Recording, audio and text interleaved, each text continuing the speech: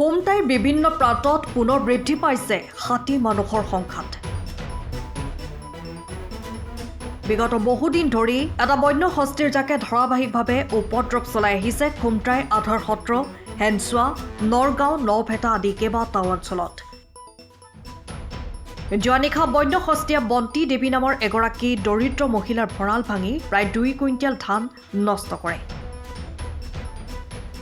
এজন বিকলাংগ পুত্ৰক বুকুত বান্ধি কোনোমতে পৰিয়াল পোহপাল দিয়া মহিলাগৰাকী এতিয়া হৈ পৰিছে সৰ্বস্বান্ত। চৰকাৰৰ পৰা আশা কৰিছে ক্ষতিপূৰণৰ। আনহাতেদি একেখন গাঁৱৰে প্ৰাঞ্জল শৰ্মা নামৰ এজন লোকৰ জীৱিকাৰ একমাত্ৰ সম্বল দোকানখন ভাঙি তহিলং কৰাৰ লগতে বন্য হস্তীটোৱে দোকানৰ সামগ্ৰীৰো ক্ষয়ক্ষতি কৰে। এতিয়া মূৰত সৰহ ভাঙি পৰিছে ব্যক্তিগৰাকীৰ। বিধায়ক আৰু চৰকাৰলৈ কাটৰ অনুৰোধ জনাইছে ব্যক্তিগৰাকীয়ে। জীৱন নিৰ্বাহৰ একমাত্ৰ সাৰথি দোকানখন নিৰ্মাণ কৰি দিবৰ বাবেই অনুৰোধ কৰিলে ব্যক্তিগৰাকীয়ে। ইফালে জাকেৰা হাতীটোৱে আধাৰ সত্ৰ আৰু হেনচুৱা গাঁৱৰো কেইবাঘৰ লোকৰ বাসগৃহ ভঙাৰ লগতে শস্য নষ্ট কৰাৰো খবৰ আহি পৰিছে। কালি ৰাতি আহি পানি ভঁৰালটো ভাঙি ধৰক 15 ডিচেম্বৰৰ পৰা 18 ডিচেম্বৰলৈকে বন্য হস্তী তাণ্ডৱ নৃত্য আছিলে। বন বিভাগীয় কৰ্তৃপক্ষ আহি পেলানি জাকৰোৱা দলটো পাৰ কৰি নিলে।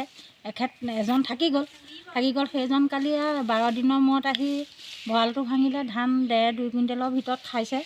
প্ৰাঞ্জল শৰ্মা দোকান এখন আছিলে, সেইখন ভাঙিছে মোৰ ঘৰৰ পৰা অলপ দূৰ। তাকে বন বিভাগীয় কৰ্তৃপক্ষলৈ এটাই জনাওঁ যে থকা যিজন মানে বাবা থাকি গৈছে সেইজনো যাতে নি কাজিৰঙা ফালে দিয়ে। আৰুনো আমি কি কৰিম তেখেতৰ বিষয়লৈ। হয়, আৰু ক্ষতিপূৰণ কি বিচাৰিব চৰকাৰ? ক্ষতিপূৰণ হেৰিটো চাই পেলাই এটা দিলে ভাল হয়। মই বিধৱা মানুহ, ল'ৰা এটা আছে, বিকলাংগ ল'ৰা, সি কৰিবও নোৱাৰে। চাই চিতি আৰু বিভাগীয় কৰ্তৃপক্ষই যি দিয়ে। হয়, এতিয়া আতংকৰ মাজত দিন কটাবলগীয়া হৈছে। এইটো হাতী মানুহৰ সংঘাত বুলি ক'ব লাগিব। এতিয়া নৰাগাঁও পৰে আমাৰ এডোখৰ।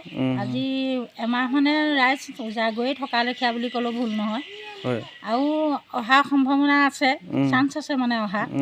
তেখেত যেতিয়া অকলশৰীয়া আহিয়ে থাকিব। মোৰ এই যোৱাকালি যি বন্য হস্তীয়ে মোৰ দোকানখনৰ উপদ্ৰৱ কৰিলেহি, ইয়াত মই এই দোকানখনৰ পৰাই মোৰ ঘৰখন, মোৰ পৰিয়ালটো, মোৰ বিশেষকৈ ল'ৰাটো পঢ়া শুনাৰ পৰা আদি কৰি সকলো মই আগুৱাই নিছিলোঁ। মানে জীৱিকাৰ একমাত্ৰই মোৰ পথ এই দোকানখন। কিন্তু যোৱাকালি আহি যেতিয়া মোৰ বন্য হস্তীয়ে আহি মোৰ দোকানখন ভাঙি পেলালে, তেতিয়া মই বহুত দুখৰ ভাঙি পৰিছোঁ। মই মূৰত ভাঙি পৰিছোঁ, সৰগ ভাগি গৈছে। বিশেষকৈ মই বিধায়ক মহোদয়ৰ অনুপ্ৰেৰণাতেই মই এই দোকানখন খুলিছিলোঁ। কাষতে মোৰ ষ্টেডিয়াম এখন বনাইছিলে। এই ষ্টেডিয়ামখন বনাওঁতে তেখেতে কোৱা দেখি লাহে লাহে মই চাহৰ কাবাৰো কৰিছিলোঁ। সেই চাহৰ কাবাৰ কৰি মই চলি আছিলোঁ এই দোকানখনৰ মেইন গুৰি ধৰি পেলাই। কিন্তু যোৱাকালি যি বন্য হস্তীয়ে আহি মোক উপদ্ৰৱ কৰিলে, চৰকাৰ তথা বিধায়ক মহোদয়ক মই অনুৰোধ জনাইছোঁ যে মই দোকানখন আকৌ গঢ় দিবৰ কাৰণে মোক অকণমান সহায় কৰে যেন। গোলাঘাটৰ পৰা টুটুমণি বৰাৰ ৰিপৰ্ট, টাইম অৱ আছাম। সময়ৰ খবৰ সময়ত পাবলৈ ফ'ল' কৰক টাইম অৱ আছাম।